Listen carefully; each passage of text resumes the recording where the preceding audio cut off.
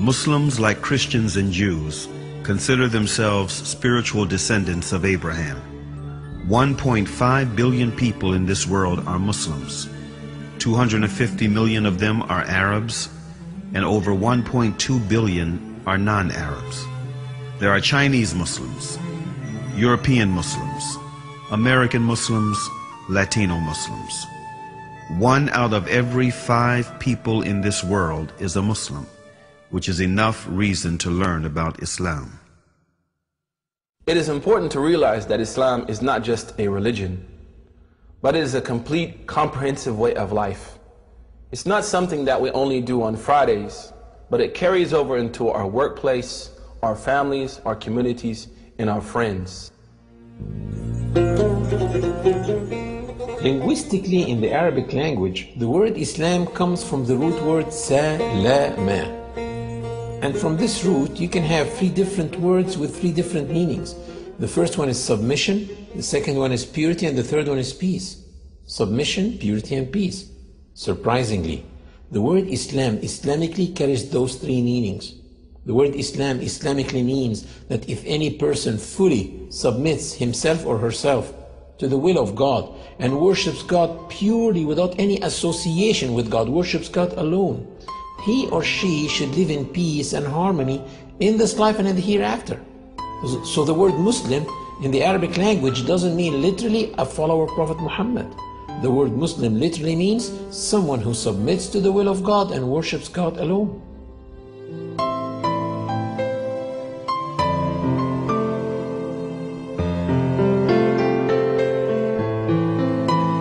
Muslims feel they are in harmony with the universe because the Quran mentioned several times that everything around them is submitting to the law of God and worshiping Him, while they are also worshiping and submitting to God. Do you not see that Allah is the one who is praised by all those who are in the heavens and in the earth? The very birds praise Him as they wing their flight. Each one knows its prayers and how to praise Him, and Allah has full knowledge of all their actions. The Quran stresses on the point of living in a worshiping universe, wherein every single being worships God in its own way, which may not be comprehended by man.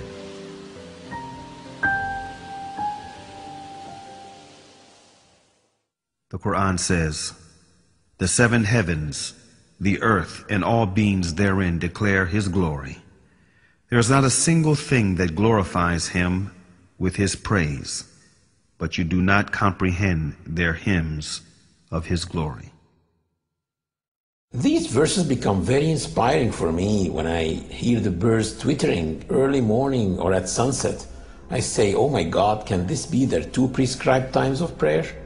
Or when I go to the lake and I see the ducks swimming in a V shape like that, I say, can this be a congregation prayer that they do? And this duck in the front, can it be the Imam duck?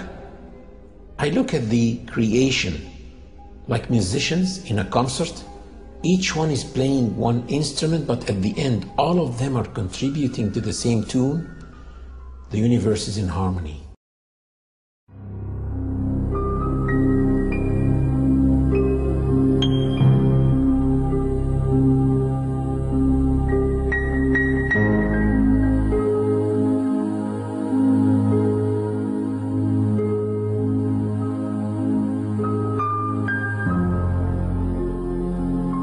One of the really amazing things about Islam, and what caused me as a young man in North America to accept it as a way of life, is not only does Islam encourage us to accept the existence of our Creator, but also it pushes us to look into His creation, at the variance in colors and languages and cultures, and respect the power of this divine force through His creation.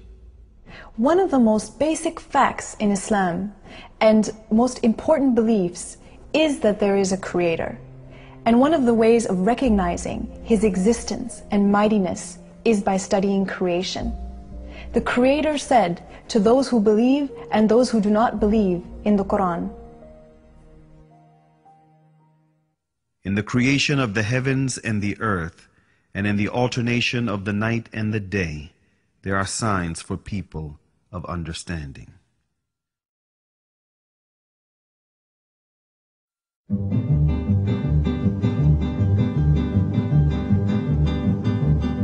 After deep thinking, many ancient and modern philosophers reached the fact of the existence of a supreme being who created this universe and is maintaining it continuously. Aristotle, an ancient Greek philosopher and student of Plato, tried to demonstrate this fact, saying, "We hold, then, that the God is a living being, eternal, most good, and therefore life and a continuous eternal existence belong to the God, for that is what the God is." If people look around them, they will see the intelligent design everywhere and in their own selves. Take the eye as an example. The light reflects on the object and then reflects on our eye retina, where it is transferred into pulses to a place in the brain called the center of vision. And it is probably one of the darkest places in the human body because it is completely insulated from light. It never saw the light. And all the images that we view in our lives are formed in this part of the body, the center of vision. We see all these bright, sharp, three-dimensional images in this part of the body, while thousands and thousands of engineers in TV factories are trying to come up with an image as sharp, bright, and clear, but still they cannot. And if someone claimed that TVs that we have at home just came by chance, atoms accumulated and made those TVs, no one will believe it. But still, some people believe that the vision system came by chance. Same applies for hearing, taste, the way kidneys work, the way livers work, etc., etc. The Creator said in the Quran, were they created without a creator, or were they their own creators? René Descartes, a noted French philosopher and one of the most influential thinkers of modern times, was led to belief in God through doubt. He doubted that there is God, but doubt meant to him that he thinks, which in turn meant that he exists, which therefore meant that he was created. And since he did not create himself, therefore someone else must have created him, and that one should be the source of life. Can I be the author of my being? Or can I conserve myself at the present time? If this would be the case, then the idea of a perfect substance would be caused by my own mind. In order for this to be, I should have to be God himself. As this, I am clearly not. Infinity is before finitude. Immanuel Kant, one of the most influential thinkers of modern times, who is regarded as the last major philosopher of the Age of Enlightenment, was impressed by all the variations, numerations, and synchronizations in this world that make the existence of an omnipotent supreme being a fact. This present world presents to us so immeasurable a stage of variety, order, fitness, and beauty.